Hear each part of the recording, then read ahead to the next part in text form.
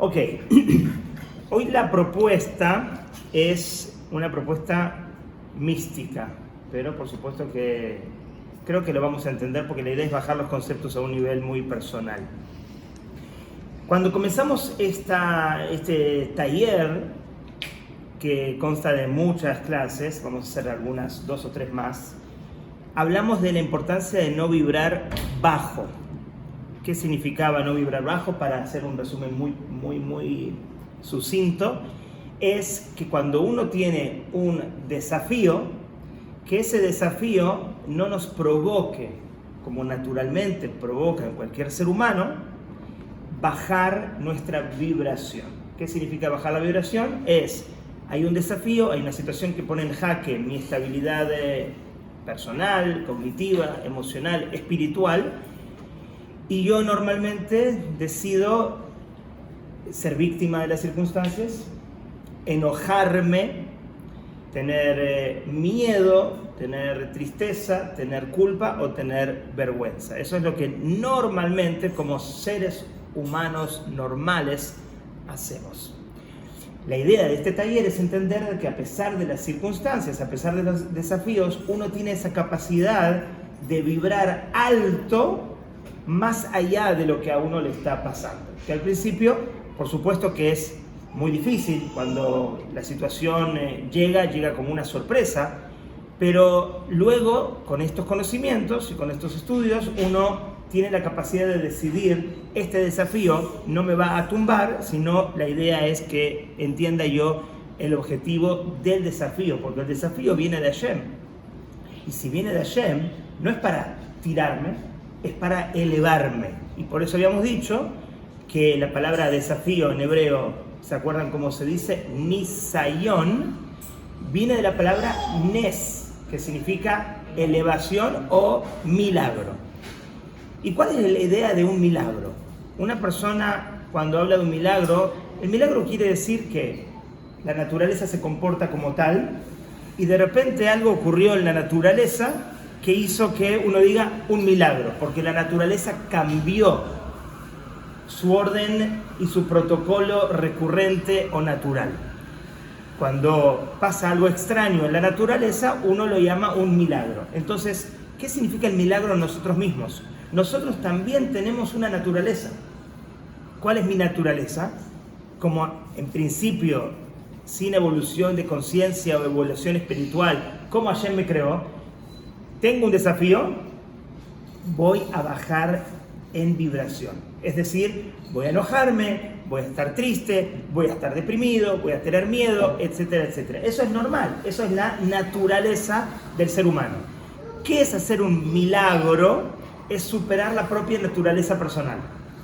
Es decir, es verdad, mi cuerpo, mi ego, mi alma animal, mi Yetzer Hará quiere que yo reaccione con miedo, por ejemplo, voy a activar algo en mí que es superar ese miedo natural y eso es provocar un milagro. Lo que Hashem quiere en nosotros es que activemos esa dimensión de milagro que cada uno puede activar. Dijimos ya varias veces, hay que respetarse, hay que quererse, hay que amarse. Es normal que cuando uno tiene un momento de dificultad, uno sufre.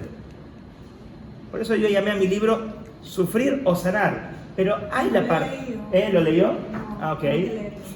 La parte de sufrir es normal en nosotros, pero llega un momento en el cual uno tiene que pasar al sanar. Hoy vamos a analizar un poquito, quizás místicamente, un poquito más profundamente, qué pasa cuando una persona se queda por mucho tiempo en esa dimensión de vibración baja. Cuando no son las situaciones, son mis respuestas, son mis interpretaciones. Yo estoy vibrando bajo. Hace un mes o 2 meses, por eso que me pasó, estoy enojado o enojada, estoy triste, siento culpa y todo esto es lo que me está lastimando. ¿Ok? Entonces, si me quedo en un tiempo prolongado, dicen científicamente, esto se estudia en neuroplasticidad y también en neurociencias, si me quedo por un tiempo prolongado, vamos a decir 21 minutos, 21 días, de esta manera, vibrando bajo, esa vibración se va a hacer parte de mí. Yo me voy a quedar con esta energía.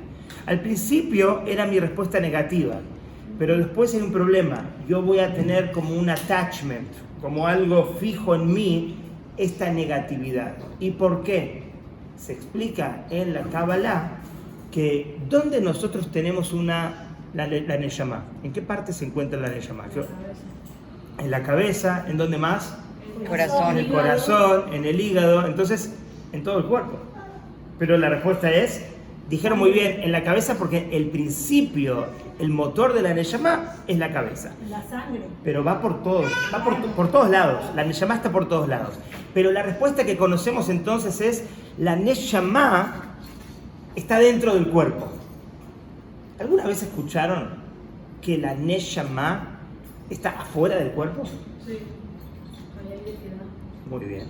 La Neshama también está... La Neshama está afuera, estamos grabando, así que no hay que hablar mucho en el medio, pero la pregunta puntual, la Neshama también está afuera del cuerpo. Hay 3 niveles, como se mencionaron aquí, los niveles cognitivos de la Neshama, el nivel emocional de la Neshama y el nivel de hígado instintivo de la Neshama, que se llaman en la Kabbalah Neshama, Ruach y Nefesh. Perfecto. Pero hay otros niveles externos al cuerpo, que son los niveles de Hayá y Yehidá. Pero sin entrar en Hayá y Yehidá, el alma nuestra tiene un nivel que es circundante, un nivel tipo protector, un nivel que está alrededor de nuestro cuerpo. Y ese nivel lo llaman en la Kabbalah el Or Makif, la luz circundante que todos tenemos. Yo les pregunto a ustedes han escuchado seguramente, ¿qué es esa luz circundante en español? ¿Cómo se habla? Aura. El aura. El aura. Todos tenemos un aura. ¿Ok? Después nos metemos en el método Abrams, aunque estábamos hablando de eso. Pero todos tenemos un cuerpo físico, pero también tenemos cuerpos espirituales. Y esta aura que todos tenemos, que en la Kabbalah se llama el Or Makif, hay que protegerla. Hay que tener mucho cuidado de proteger esta aura. Vamos alguno dirá, bueno, un poco místico, un poco cabalístico, vamos a la halajá, ley judía, para ver que todos estos conceptos se conectan de la mejor manera. Quizás no es una costumbre sefaradí, pero es válido, es una costumbre ashkenazí hasídica. Cuando el niño cumple 3 años, normalmente se le corta, ustedes saben, el pelo, en las dos costumbres. Pero la costumbre hasídica, una costumbre de Rusia, ashkenazí, es que cuando ya cumple 3 años y se le cortó el pelo, formalmente ingresamos al niño en lo que se llama el Heider, la institución religiosa de estudios para un niño. Y es un día donde se hace una fiesta y se aplican muchos rituales. ¿Y qué es lo que se hace?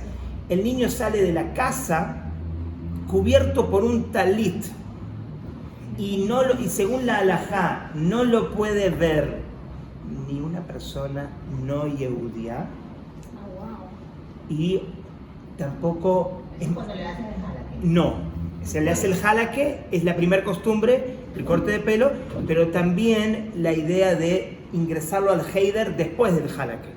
En la misma edad, desde los 3 años, cuando ya puede empezar a estudiar Aleph Bet. Se hace todo un ritual, pero más allá de lo que se hace en la escuela, que son muchas cosas, muchos minagim, muchas costumbres interesantes, se lo saca al niño envuelto completamente y nadie lo puede ver.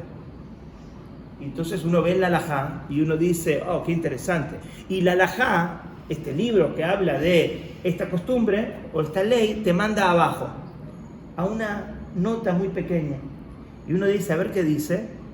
Abre el libro, que es las palabras del Alter Rebbe, del Admur Hazaken, del primer Rebbe de Lubavitch, que tiene libros muy interesantes, muy profundos, como el Tanya, por ejemplo. Y en estos libros habla, en la Perashá de Korah, que se habla de la idea del talit, habla y dice qué significa el talit espiritualmente. ¿Por qué nosotros nos ponemos el talit normalmente? La idea del talit para el hombre es proteger el aura. Es el aura del talit. esa protección. Por supuesto que en un casamiento es el abrazo de la mujer, representado por el regalo de la mujer al hombre, pero protección. Pero el talit es el aura, el or makif. Y hay que proteger. ¿Por qué lo Justamente para poder ser canales. Acá se está diciendo por qué los Kohanim, por si no se escuchó, es muy importante. Los Kohanim se tapan justamente para poder estar súper protegidos cuando son canales de bendición por parte de Hashem hacia el pueblo de Israel. La idea del talit es la protección. Muchas veces ven algunos hombres que rezan y cuando van a rezar hasta se tapan todo, porque quieren esa protección mucho más. Ahora, dice ahí el Alter Rebbe algo muy interesante. Cuando la persona vibra bajo, significa que hay un desafío que uno tiene y uno se pone triste y uno se queda como víctima de las circunstancias y uno se queda negativo y culpa, estrés, vergüenza, y pasa ese tiempo, ese talit normal que tú tienes, natural, que es tu aura, se rompe, se agujerea, le entran como si fueran, en yiddish se dice lecher, agujeritos, ¿ok? Agujeritos. Y por esos agujeritos entran lo que se llama en la Kabbalah los sitrin bishin. ¿Qué son sitrin bishin? Son energías negativas. En inglés se dice attachments, se te pegan cosas.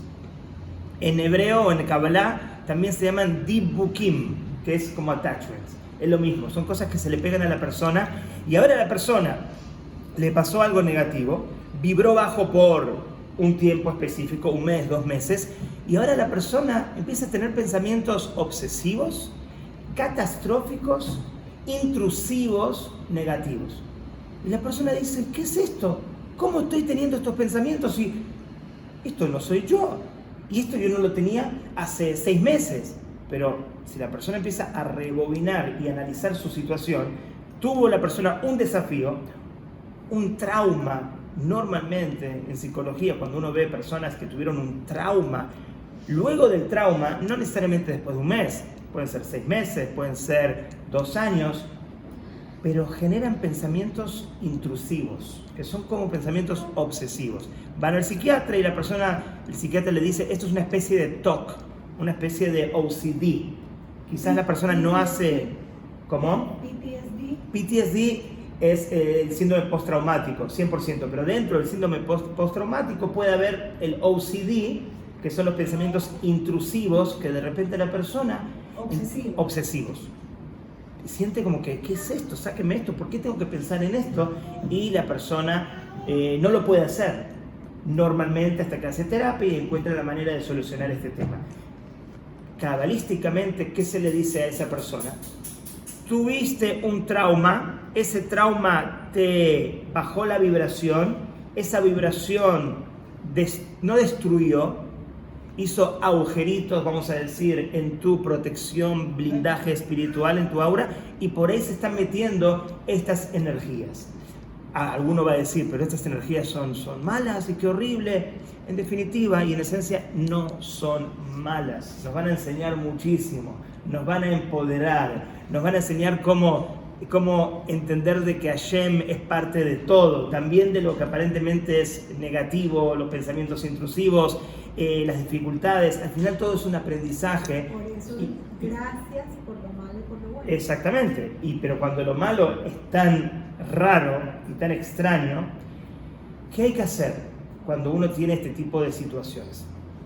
Lo normal es que estas situaciones lleguen porque vibramos bajo, y estas situaciones, ¿qué pretenden de nosotros? Para ellas mantenerse, porque ellas son como entidades independientes, son energías y tienen como si fuera cada una su independencia, y ya están adentro, son bichitos.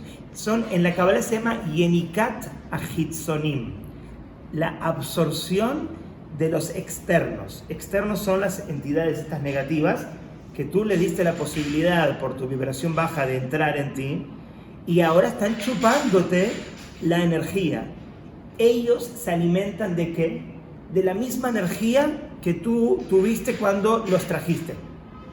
¿Cuál era, por ejemplo, la energía? Vamos a decir miedo. Si la persona tenía miedo y se mantuvo en esta energía del miedo durante los 21 días, el mes, 2 meses, ahora esta energía va a provocar miedo en la persona. ¿Y la persona cómo va a reaccionar? Claro, si mi pensamiento, más miedo. La persona, el pensamiento me dice, tienes que tener miedo por tal cosa que va a ocurrir. Pensamiento intrusivo, catastrófico, obsesivo, negativo. Y yo reacciono con ese miedo, lamentablemente, sigo siendo víctima de mis circunstancias, sigo trayendo la misma energía que traje al principio y mantengo a estos Sitrin Bishim, a estas energías negativas. ¿Qué tengo que hacer? Volvemos al principio. Tengo que hacer un milagro. Yo soy el que va a provocar un milagro. No reaccionar de la misma manera que reaccioné al principio. Si estos pensamientos quieren que yo tenga miedo, a pesar de que se pongan enfrente mío y con los pensamientos me digan cosas catastróficas, yo voy a darles lo contrario al miedo. ¿Qué es lo contrario al miedo? No. Lo contrario del miedo. Amor. Viene esta situación en mi cabeza y en lugar de resistirme, en lugar de tener miedo, en lugar de decir esto es lo peor, se viene mi final, Bar Minam, entonces yo voy a darle amor. Voy a decirle gracias que viniste, gracias por hacerme crecer, gracias por mi evolución espiritual y cognitiva y de conciencia. Y lo que estás haciendo es algo positivo porque yo tengo que encontrar el motivo, por qué estoy pensando esto. Hay muchas maneras, pero la idea es que la respuesta sea no como esta situación quiere, sino por el contrario, de una manera opuesta a lo que la situación quiere. Ella quiere miedo para mantenerse, yo le voy a dar amor, por ejemplo. Aquí hay un ejemplo impresionante, que algunas veces los mencioné, pero vamos cambiando a veces de alumnas, entonces podemos mencionarlo de vuelta porque viene aquí al tema nuestro. Y dice así aquí el mismo Alter Rebbe, el autor del Tania. Dice, Odia Simel Libo, Rob Halomotav, Shem Hebel Berraot Ruach. Dice, otra cosa que la persona tiene que meditar. Meditar en sus sueños. Que la mayoría de los sueños son tonterías y negatividad. Mishum she'en nafsho ola lemala, porque su alma no está subiendo arriba. Como está escrito, ¿quién va a subir al monte divino? Ahora vamos a explicar, la persona que tiene unas manos limpias y un corazón puro. Acá es que está diciendo el Alter Rebbe. Vamos a salir un poquito de las líneas. ¿Qué pasa si yo tengo un sueño tipo pesadilla? Yo veo algo realmente muy claro, Barminan, muy terrible, relacionado con personas cercanas.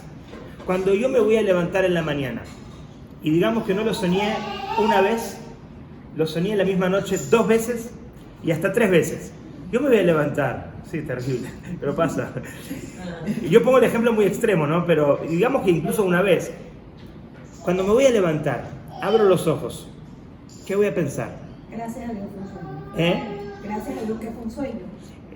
Tú eres en la dimensión del milagro. Tú estás en la dimensión del milagro. Pero digamos que la persona se levante, muchas veces, yo voy a preguntar, quizás no, pero quizás me levanto y tengo ese sueño que se repitió 3 veces. No voy a decir como que ¿Qué significa? me están dando un mensaje. Es como un sueño tipo profético. Lo vi muy claro, no fue como un sueño general, un sueño así como que medio con nubes. No, lo vi clarísimo y se repitió 1 vez y 2 veces. Y si tú eres muy religiosa y sabes de Gemara, en la Gemara dice que si el sueño se repitió 2 veces o el sueño fue antes del amanecer, entonces va a pasar. Mentira, Dios mío. Y dice, espérate, no. Gracias a Dios no me acuerdo de mi sueño. Espérate, abro paréntesis, abro paréntesis.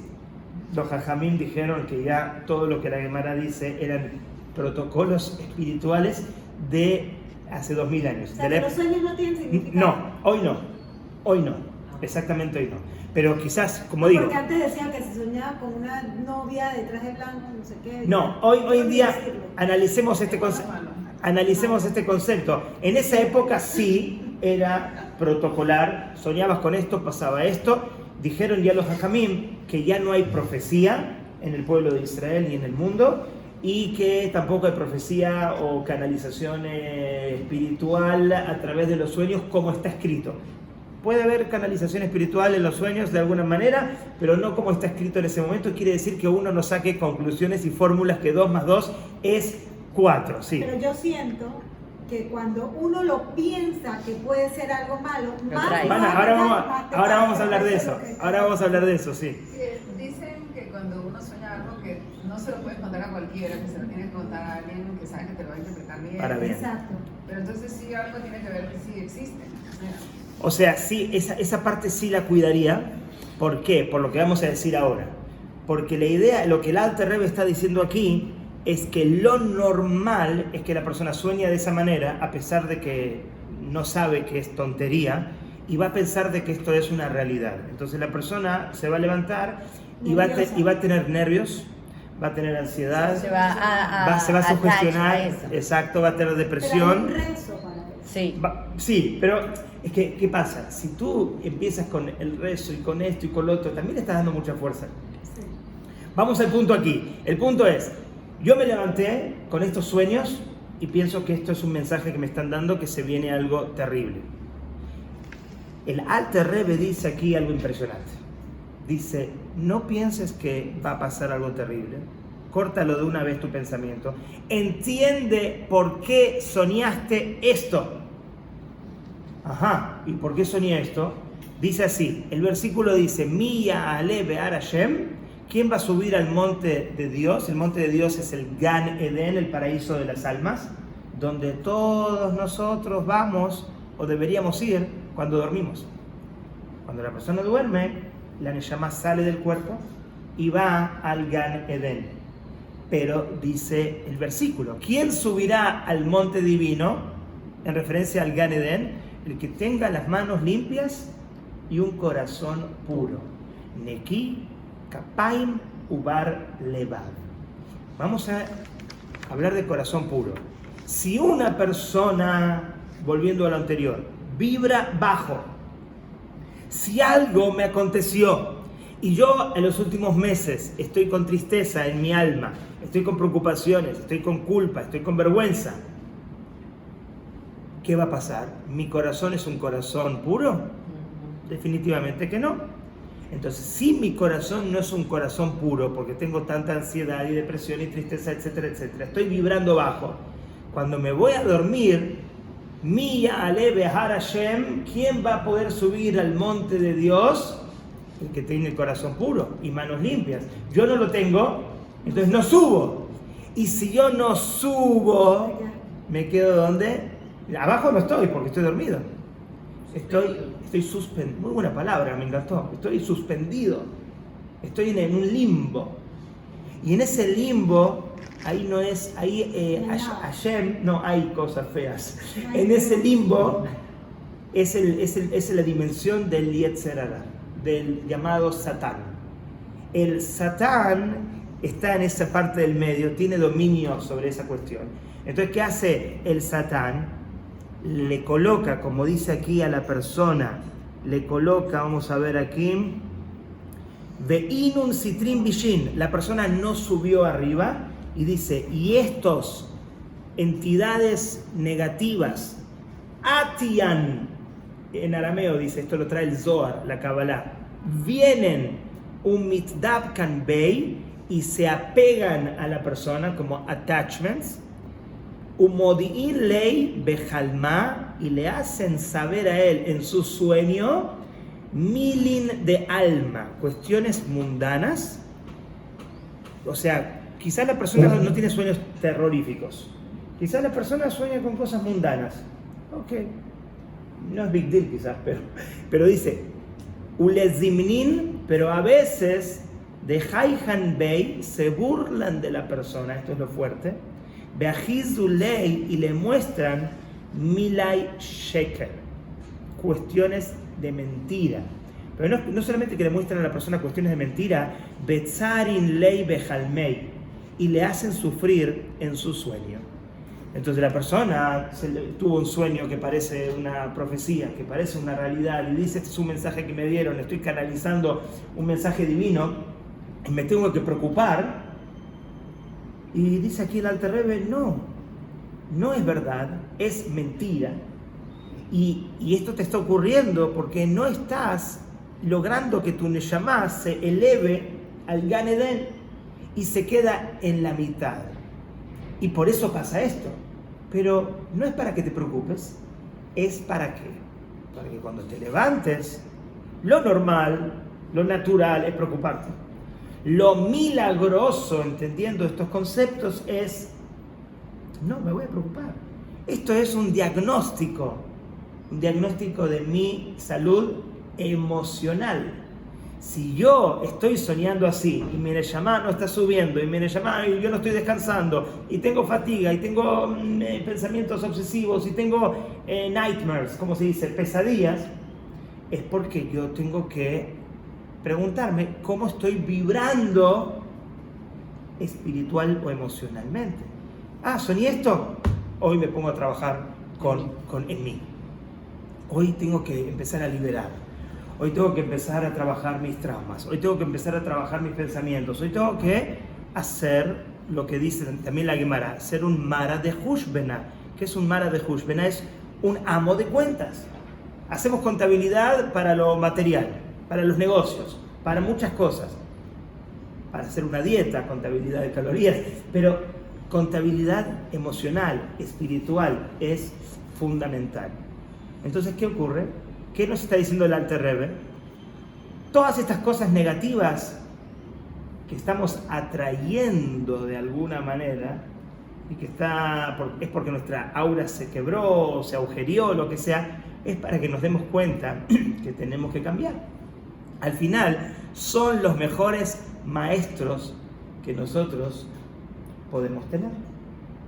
Y hay muchas técnicas cuando yo hablo con personas que tienen este tipo de OCD, que no es tanto de compulsiones, no es tanto de hacer algo, no me voy a lavar las manos, no me voy a cerrar a chequear el gas si está cerrado y la puerta. No, es más como pensamientos intrusivos.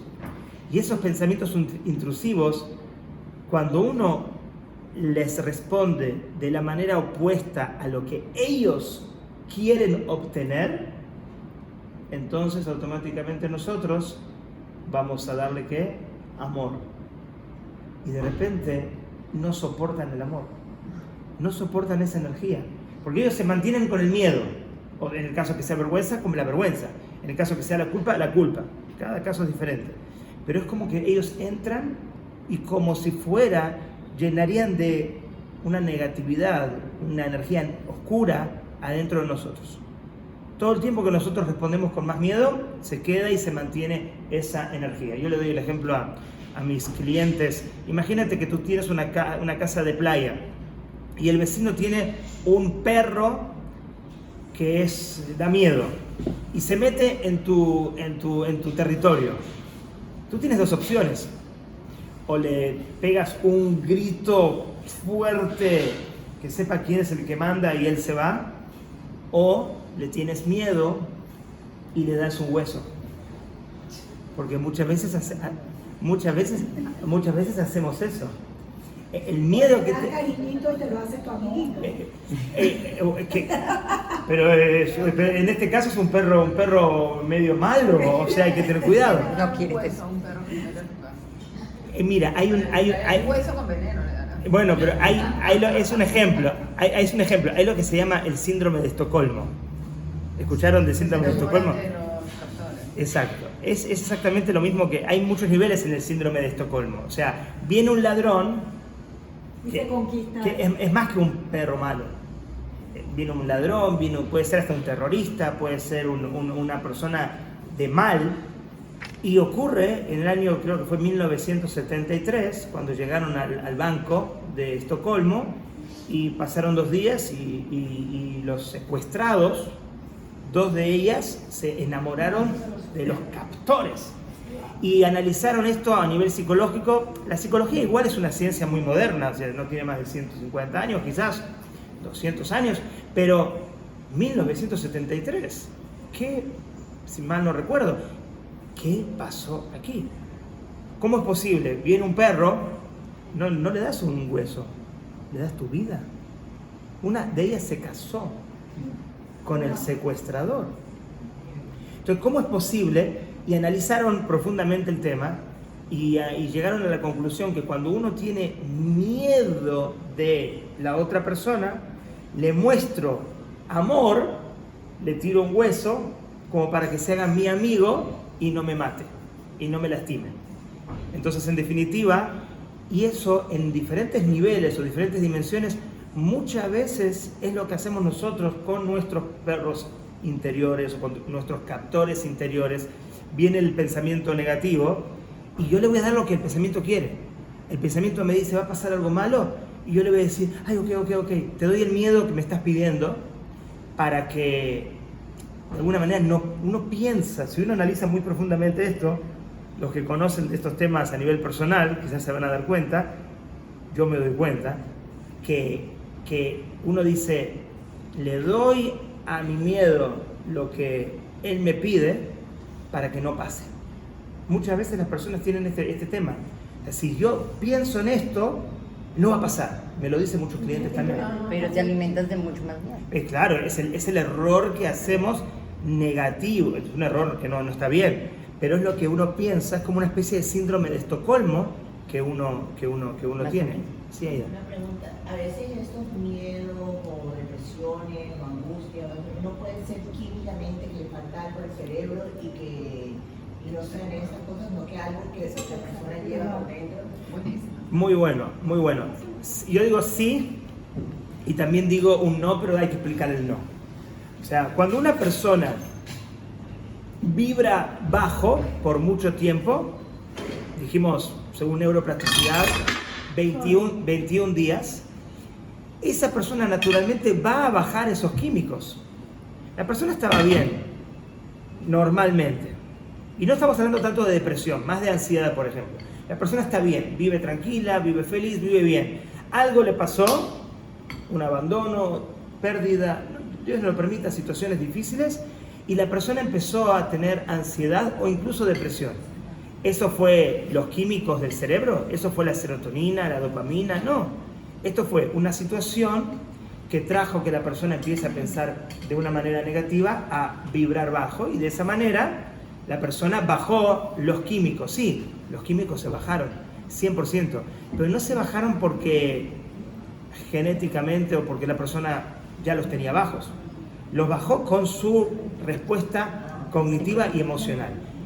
Y yo digo también, no estoy en contra de la medicina para este tipo de situaciones, pero sí le digo a la persona que en estos casos pruebe si puede elevar estos químicos con una actitud positiva. O sea, de la misma manera, y yo soy el ejemplo de eso. Si ustedes recuerdan en la historia, lo digo rapidito, en la historia mía de mi ansiedad, cuando yo tenía por 3 meses ataques de pánico muy fuertes, hace 21 años. A mí me pasó eso. Es horrible, o sea, es estar enfrente a un pensamiento de muerte inminente. Pero ¿qué ocurrió?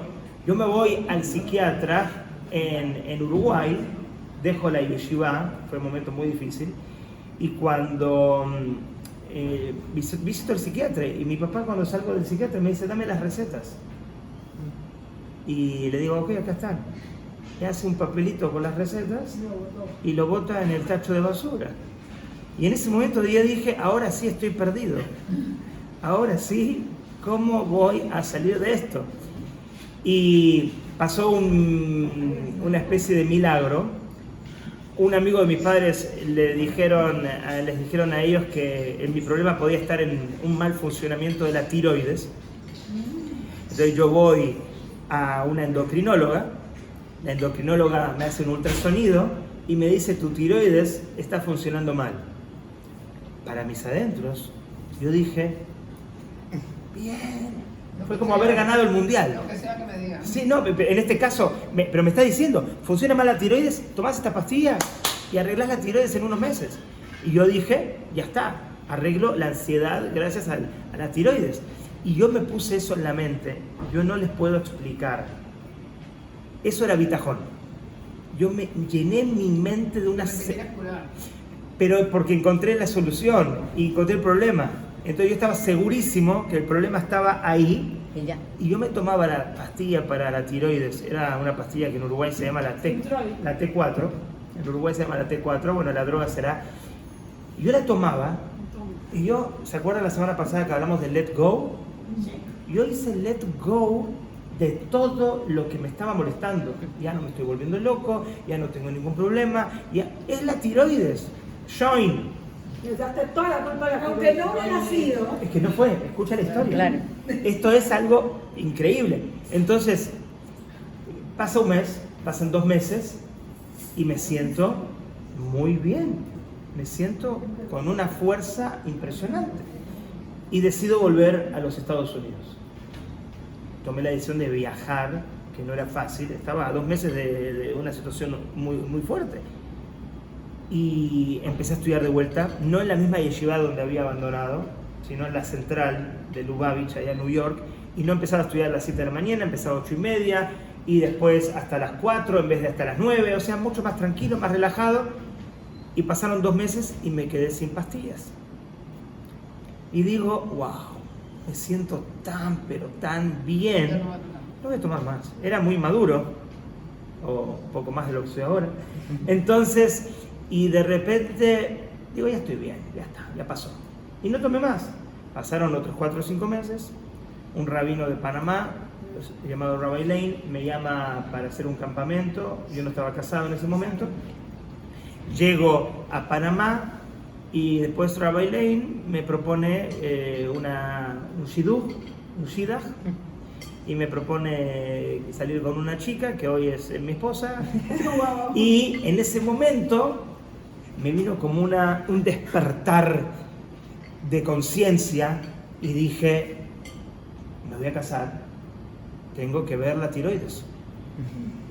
La tiroides, tengo que ver la tiroides, saber qué está pasando, porque si me caso y me da de vuelta lo que me dio hace un año, ataques de pánico, ansiedad, no. Entonces voy a Panamá, aquí, a un doctor conocido, y le digo: doctor, mire, me voy a casar, hace un año tuve este problema con ansiedad y ataques de pánico, y me descubrieron que tenía un mal funcionamiento de la tiroides, quiero analizar mi tiroides para ver cómo está todo bien, no quiero sorpresas en mi vida conyugal, de casado. Bueno, entonces de repente me hace exámenes y la respuesta del doctor Mina Shamaim es: tu tiroides es un Ferrari.